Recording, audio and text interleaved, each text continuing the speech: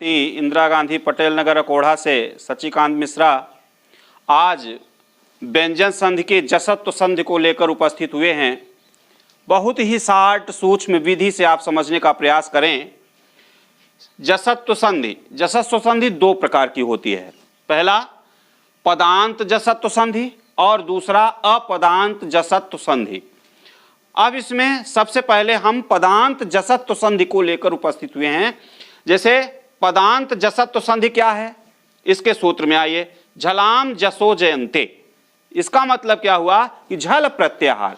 झलाम का मतलब हुआ जल प्रत्याहार और जस का मतलब हुआ जस प्रत्याहार।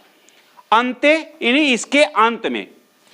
अब इसका भाव समझ लिए होंगे तो आगे हम बताते हैं। झल प्रत्याहार वर्गों के पहले, दूसरे, तीसरे, चौथे वर्ण तथा स ख स ह के बाद स्वर या व्यंजन के आने पर जस प्रत्याहार हो जाता है। यानी उसी वर्ग का अंत में मैंने कहा था अंते च।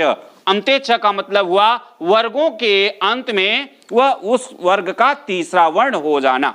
जैसा कि हमने यहां बताया है, झल प्रत्याहार यानी जो माहेश्वर के सूत्र में प्रत्याहार को पढ़ाया जाता है उसमें झल प्रत्याहार आती है।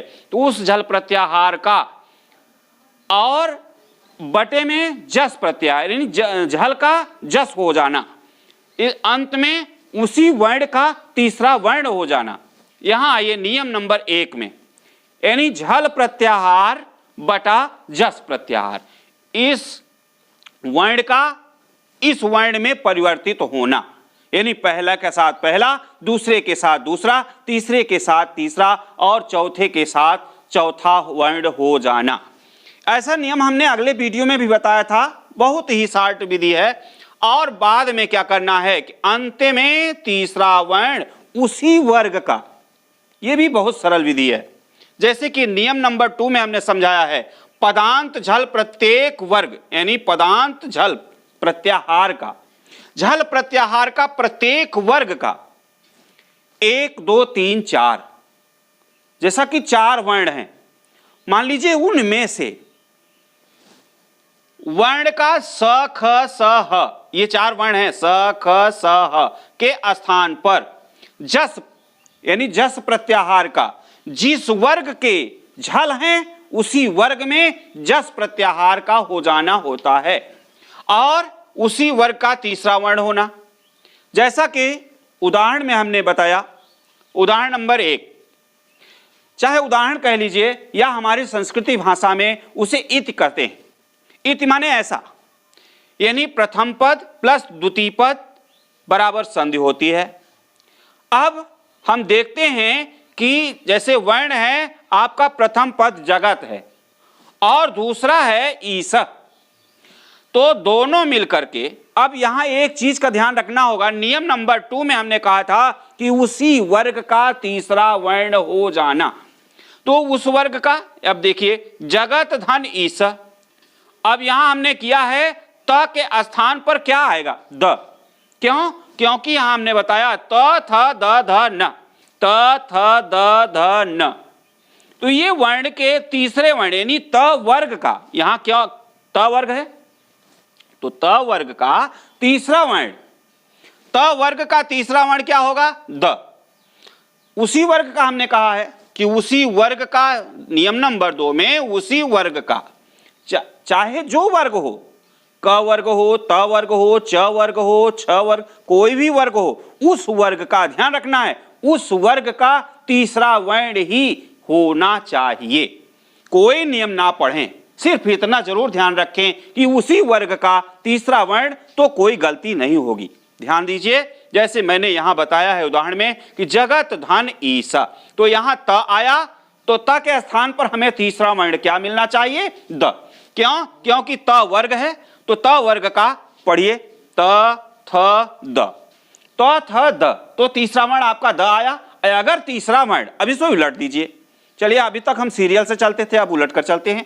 तो यहां द के स्थान पर अब तीसरा वर्ण क्या होगा, तीसरा वर्ण आपका त होगा। क्यों? 1 2 3, यानी पहले के स्थान पर तीसरा और तीसरे के स्थान पर पहला हो जाता है।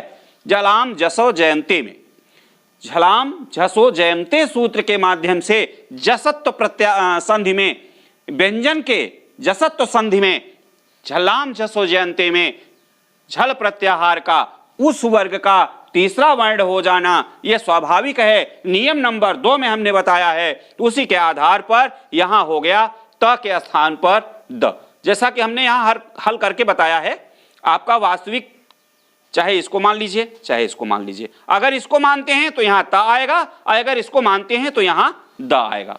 तो ये हो गया जगदीश, यानी जगत धन ईसह बराबर होता है जगदीश। त द के स्थान पर त हुआ, तो जैसे हमने क वर्ग का तीसरा वर्ण लेते हैं तो क ख ग, तो ग के स्थान पर क आएगा, इतना ध्यान रखना होगा। इसी प्रकार से हम दूसरे उदाहरण में देते हैं, नियम नंबर 2 के आधार पर अच धन अंतः, अच धन अंतः। अब हम च वर्ग को लेते हैं, कौन सा वर्ग? च वर्ग। च वर्ग में च छ ज झ इया।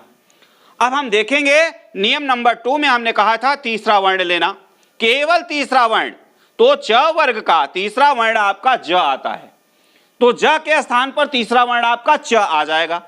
चाहे इधर से देख लीजिए चाहे उधर से गिनती करिए, तो देखिए च छ ज, अगर इधर से देखते हैं तो ज छ च, तो यहां हुआ च। अगर यहां च होता है तो यहां तीसरा वर्ण आपका ज हो जाएगा, और जब तीसरा वर्ण ज होगा तो निश्चित रूप से ये निश्चित है कि च वर्ण आपका पहला हो जाएगा। अब इसके आधार पर हमने यहां दोनों विधियों से कैलकुलेट किया है, उलट कर भी और सीधे तौर पर। तो यहां हुआ आपका वास्तविक जो शब्द है वो अच धन अंतः, और उसके स्थान पर क्या बनेगा? अज धन अंतः। अज धन अंतः, तो ये हो जाएगा अजंतः। ये आपका पूर्ण संधि है। अब यहां च के स्थान पर तीसरा वर्ण आपका ज बना था। इसी प्रकार से चलिए एक आध दो उदाहरण और देख लेते हैं, जैसे सूप धन अंतः। तो सूप धन अंतः यहां प वर्ग हुआ।